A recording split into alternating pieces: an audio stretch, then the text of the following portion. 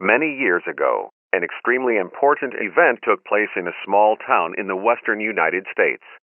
It all started with a strange disease that is spreading among the locals. People began to get sick, their skin became covered with ulcers, it became difficult to breathe. Local authorities could not understand what was happening and began to put people in hospitals, preventing the spread of the disease. But that was only the beginning of the nightmare.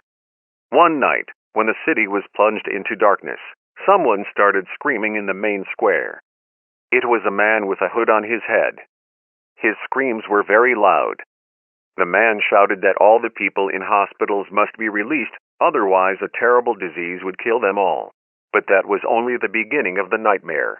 No one knew who he was and why he defended the sick so passionately. But soon his cries began to capture other people. People took to the streets demanding the release of the sick. Unfortunately, some of the people were already infected with the disease of others, and they began to pass it on when they got to the hospital. When the police arrived in the morning to disperse the crowd, they discovered that there had been an emergency at the hospital. Infected people began to attack the medical staff. When the police calmed them down, people began to attack the policemen, infecting them.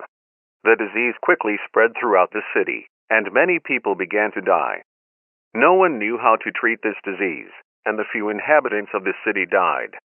A few weeks later, the city was completely devastated, and not a single living being remained in it.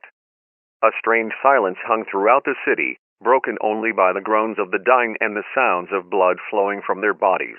When the quarantine was lifted, so that many people from other cities found the entrance to this dead city to find out what happened. But it was impossible even to approach the borders of the city, and no one could pass. Since that day, no one knows what is inside this ghost town. They say that a military base was built on this place, and the city was closed after a dangerous experiment that led to an epidemic.